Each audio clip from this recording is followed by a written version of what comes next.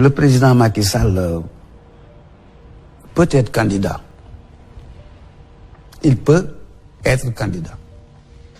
Aucune loi, aucune constitution ne lui interdit d'être candidat. En 2024. Aucune loi, aucune constitution ne lui interdit, tant que cette constitution existe là.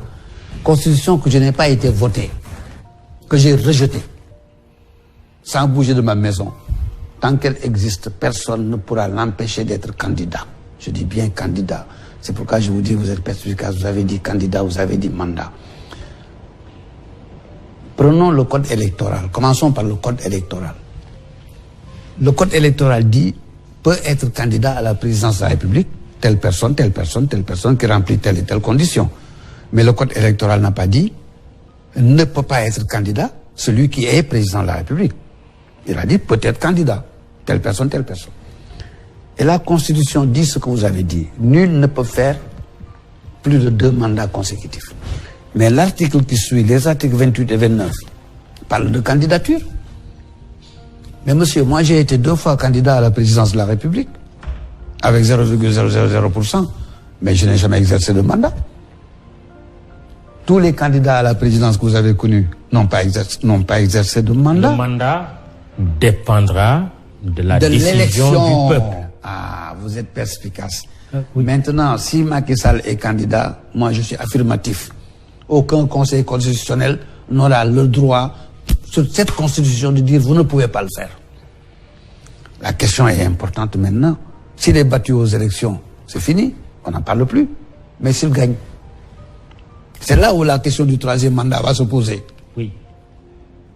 Oui, mais d'accord. Il y en a qui rappellent qu'il a tenu des déclarations antérieures disant que si j'étais réélu, considérer que ce serait mon dernier mandat. On est sur le droit. Oui.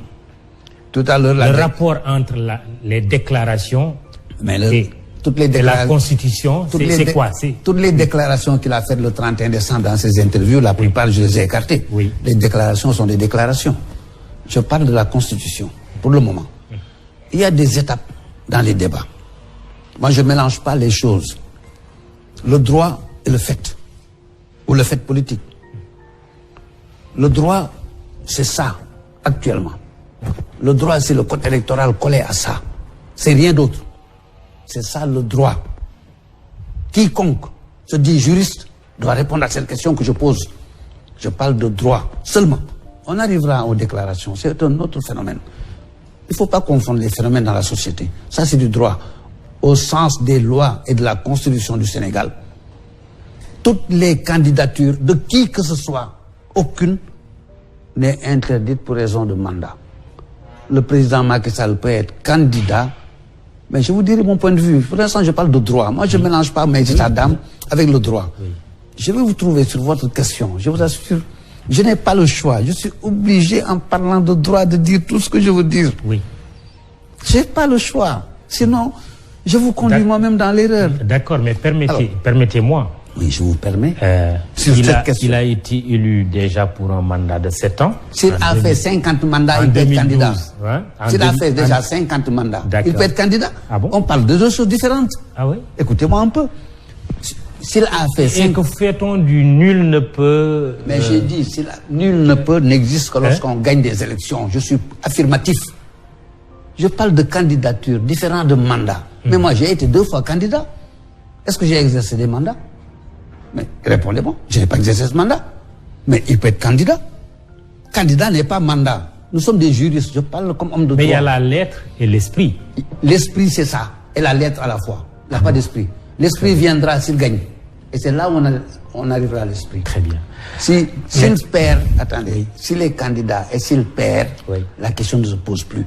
S'il est candidat et qu'il gagne, c'est là où la question se pose. Mais encore la question constitutionnelle. Oui. Et en ce moment, on aura un grave problème constitutionnel que Abdoulaye Wade a résolu en faisant son référendum de 2001, que le général de Gaulle a résolu en faisant sa constitution de 1962. Moi, je parle de constitution et d'histoire constitutionnelle. Je ne suis pas un juriste qui vient d'arriver. C'est quoi ce grave problème? Ce grave problème est qu'en 1962, le général de Gaulle a violé la constitution française pour soumettre l'élection du président de la République française au suffrage universel, et le Conseil constitutionnel français, et le Conseil d'État français, et on dit que la volonté populaire est au-dessus de la Constitution. Et pour nous, Abdoulaye Wade, pour nous, a utilisé le même raisonnement en 2001. Et voilà ce que le Conseil constitutionnel du Sénégal dit, et voilà ce que le Conseil d'État du Sénégal dit, je vous l'offre. Ils disent que la volonté populaire, lorsqu'elle s'exprime, je ne peux pas trancher. C'est le peuple qui est au-dessus de la Constitution et des lois. Arrangez-vous donc pour qu'il ne gagne pas, parce que s'il gagne, personne ne l'empêchera de faire un troisième mandat. Et en 2024 aussi. Et 2032, je dis 2095, c'est le 75e mandat. Tant que cette Constitution n'est pas modifiée, il peut être candidat 100 fois. Il gagnera 100 fois. Aucun Conseil constitutionnel ne dira non. Je suis clair? Bon, je crois que le public a compris. Je souhaite en tout cas que le public vous ait compris. Ceux qui sont contre lui, ils doivent s'arranger politiquement, dans la paix, pour avoir l'électorat qu'il faut et le vaincre. Voilà la vraie question. Et l'empêcher d'avoir un troisième mandat. Mais et le vaincre.